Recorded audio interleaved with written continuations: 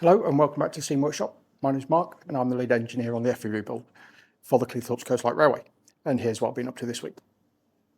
So as you can see, Effie has changed a little bit since last week and I've put some of the bodywork on. So the running boards are on and the right hand cab piece is on. And that is in place. So I have now re-engaged the reverser. So the reverser moves the lifting links, move the die block within the expansion link, and all of this has been reassembled. So all the new pins are in place, all the new bearings are in place, and everything wiggles when you want it to wiggle.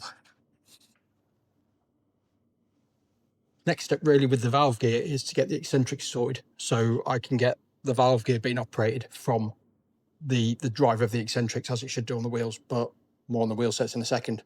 But yeah, this is basically the combination of the last few weeks worth of work, is getting all this in line and working as it should do. The only thing left to do really is to adjust the reverser link, because it just needs shortening just a little bit, because at the moment mid-gear is about an inch forward of where it should be.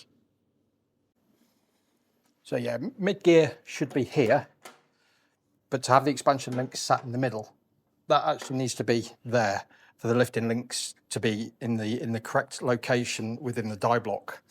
So down here, we've got the new die blocks in. The expansion links have been machined. So yeah, that needs to not move that when it's wiggled, just as it is now, which means that reverser link down here just needs shortening so I can bring this bit back to here. So a lot of work has been carried out on the valve assembly here. So at the front, we've got the drive knuckle and the new die block for that drive knuckle. The only thing left to do there is figure out the lubrication point for this. New valve rod into the valve buckle and the valve itself, which were machined last week. And then there's a support rod on the back and a support gland.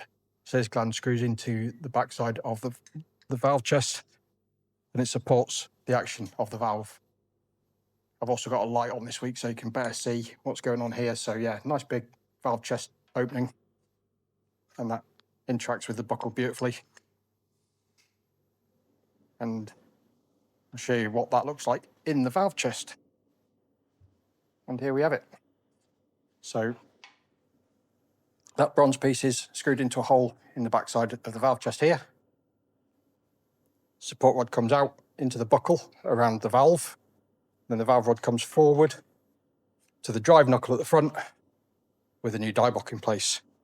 And if you give it a bit of a wiggle, it's a little bit stiff at the moment, but it's running on that masking tape and it's just catching just a little bit. But pretty sure once I pull that masking tape off, that will move freely all the way forward.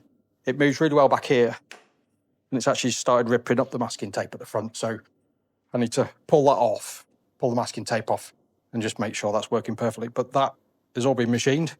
The only thing left really for the fitment of it is it needs a big washer round here and a bolt to stop that die block wandering out of the drive knuckle at the front there. Now, I said earlier, I haven't forgotten about the wheels. They are still here. They are reminding me every day that they need doing. I've just got to find someone with a bigger press than we've got to get these popped off. Then I can take care of the eccentrics and finish off all the valve gear. So that sums up this week here at the Steam Workshop, and more of the same next week. As always, thank you very much for watching, and I'll catch you next time.